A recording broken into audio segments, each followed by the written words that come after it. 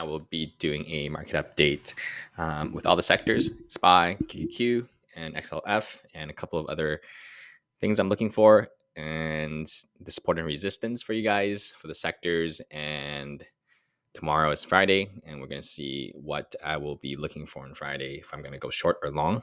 So we're starting off with the financial sector. You can see that we had a bounce today, but there's not really any change for the bulls quite yet. So we bottomed here and opened up and we bounced.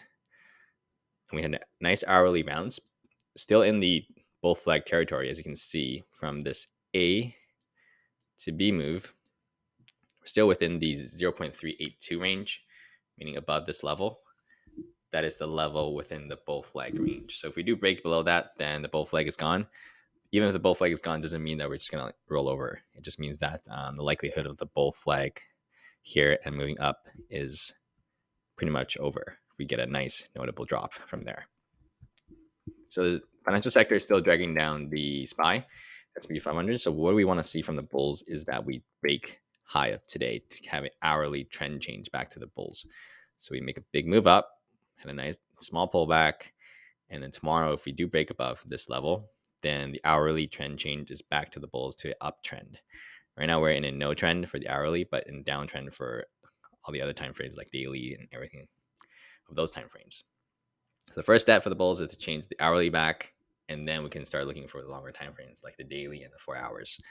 So before that, nothing has been really going on for the bulls other than this bounce was decent. So we're going to look at the other sectors, see if other sectors can help SPY and the XLF sector.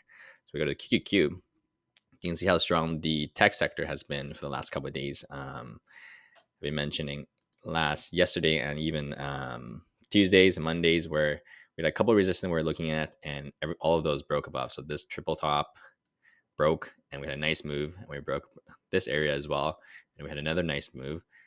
And so essentially right now, I'm watching if QQQ topped out or not. So we can go to the daily time frame, and you can see the last 4 days has been a 7.5% move for QQQ, which is insane. While XLF is dragging the SPY sector down. It's dragging SPY down. QQQ is moving up 7.5%, which is kind of unheard of. Usually SPY and QQQ goes up together. And so I'm looking for a little break from the bulls. So maybe like a 4-hour consolidation and pull back a little bit before we test this high of this area. This cluster, there's a lot of volume in this area as well. So I don't think the bull is just going to shot straight up and break this resistance area that we had over here. You can see you have a little cluster here as well. This is not that important compared to this one. So a couple of key factors I'm looking at for QQQ, if it can break or not, would be Apple and Microsoft. So I'm going to go to Apple right now. You can see this daily time frame for Apple. You can see we have resistance in this area, this triple top resistance now, quadruple top pretty much. It makes sense for Apple to pull back a little bit or like at least consolidate in that area, because we've been up 5.8% from the low and shot straight up into resistance.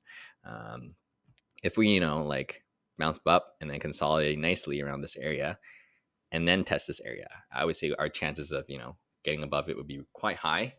But since we just shot straight up to it, I'm probably expecting at least we consolidate at the very least. If not, we pull back a little bit and bounce around, then test the area, see if we can break it or not. Same thing goes for Microsoft.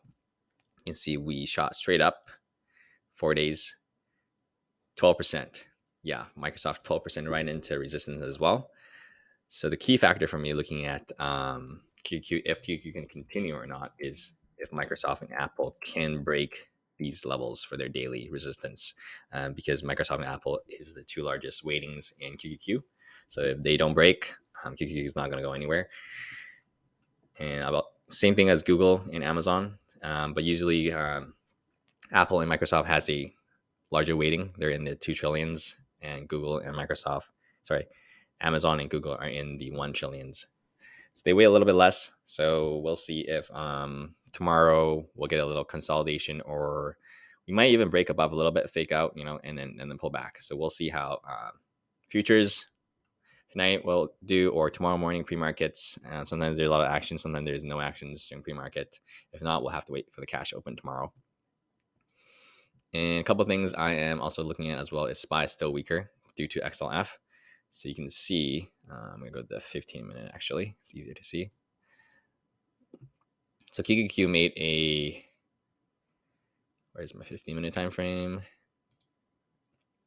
So you can see how strong QQQ made while it was going through, making its new high of the day. And SPY was essentially just trying to like break its double top, which it did, and it pulled back a little bit. So what I want to see is SPY hold above this level. So I don't want to see SPY go back down. You see all these times that we tested this area, and that was the low support area from prior, and it became resistance. So I don't want to see SPY going back down below that area. That will be a red flag, and for the bulls. Because if we do get that break back below that area, QQQ is at a resistance as well, where we saw that daily resistance with Apple and Microsoft.